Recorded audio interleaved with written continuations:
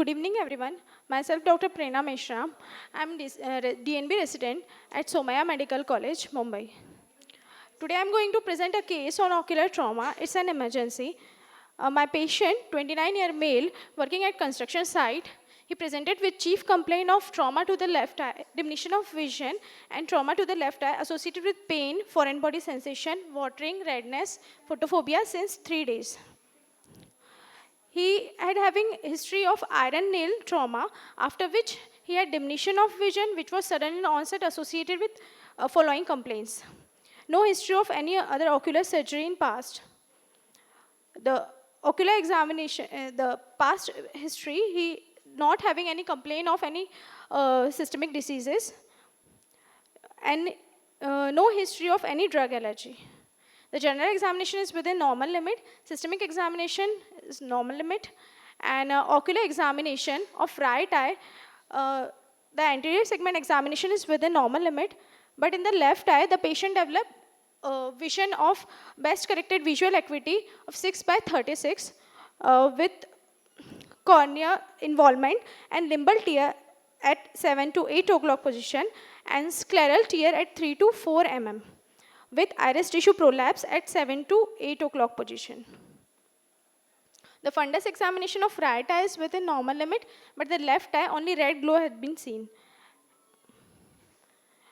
The systemic examination is within normal limit. My final diagnosis was left eye penetrating type full thickness scleral tear involving limbus at 7 to 8 o'clock hours with iris tissue prolapse. The surgical management was done and the scleral limbal tear repair done with 10-0 nylon under local anesthesia. The post-op best corrected visual acuity of the patient is finger counting close to face. After 1 month, the patient developed lenticular abscess with vitreous exudate. The picture showing this lenticular abscess. Then we done the further management, plan for left eye cataract extraction with intraocular lens implantation with intracameral antibiotics under local anesthesia, under guarded visual prognosis. In this way, we done the cataract extraction and intraocular lens implantation. After 1 month, the patient presented to the OPD and he had having vision of best corrected visual acuity of 6/18. My conclusion is a good cataract extraction with intraocular lens implantation with intracameral antibiotics allow control of infection with good visual prognosis. These are my references. Thank you. Okay, you mentioned with an intraocular implant you can control the infection. Yeah. It is infection or inflammation? Sir. Because in case of a, suppose in case of a infection, Yes, sir. IOL or any type of cataract operation is a contraindicated. Yeah. Okay. Yes, sir.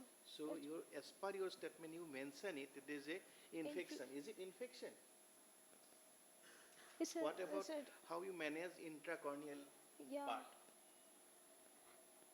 So we done the lenticular abscess extraction, and we done the intraocular lens implantation by giving the followed by intracameral antibiotics. Whatever antibiotics, so before, okay, you are empirically you are giving yeah. antibiotics, but ideal, this is not the ideal procedure. Ideal procedure is you can take a corneal scrapping corneal materials and you can send for culture and sensitivity, and then accordingly you can send it. It's not working. It's not working. You can send it for culture and sensitivity. That's a one point. Second, this is in the management, in always in trauma, this is a take-home messages we should be under general anesthesia. Yeah. This is mandatory. It should not be under a local anesthesia. Okay. From the first onwards, there is some problems there. You are intracorneal abscess and you are injecting air. May I know your by what method you are injecting air in the AC?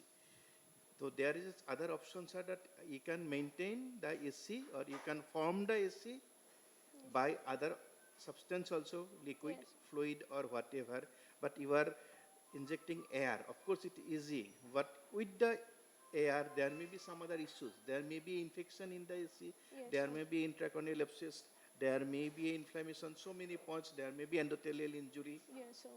So why you inject air? Just to prevent the collapse of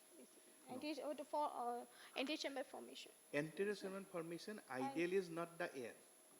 Okay. And if it is air, suppose you want to inject with air, then what will be your method?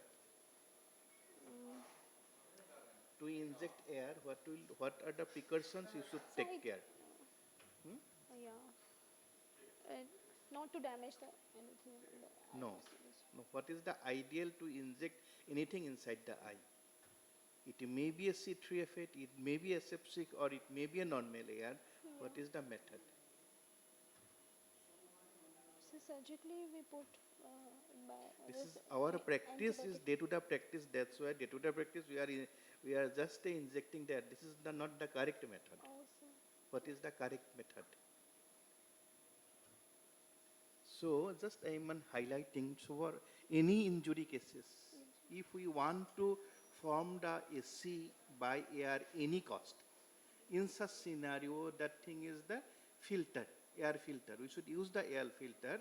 Is autoclave air filter is the only option, because we should not, the room air should not enter in the AC one. If any case, if there is a room that air filter is not available, in such cases next option is that in a good condition, you just with capping of the, then we can draw a filter, so we can protect little bit of. Okay. You can just around the gauze, we can sterile gauze, we can around that needle and cap, then you can pull, then you can withdraw, then with a sterile 23 or 24, whatever, we can inject the air. That's another option. Yes. Ideal is that we can go use a sterile solution. That's the reason. Once your air filter is not available, only in few cases in a very lacerated cornea, where it's not possible for you to all injury, in such cases torn suicide, in such cases only we need air, because retention time is air is more than in fluid. Yeah.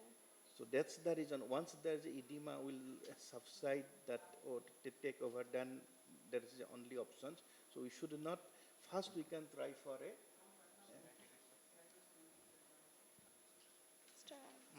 we need a that one.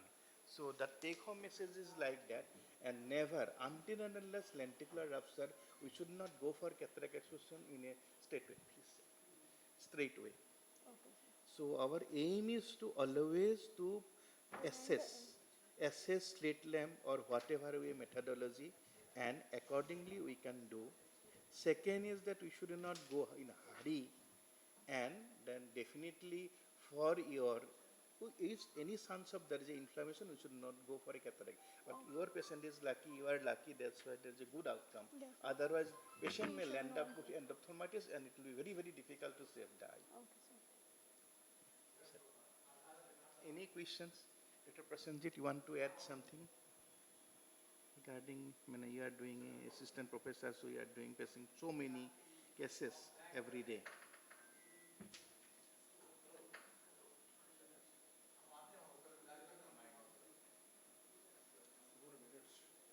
4 minutes. Okay. So, thank you. Thank you, sir. So those are some take-home Yes, sir. messages. Yes. Okay.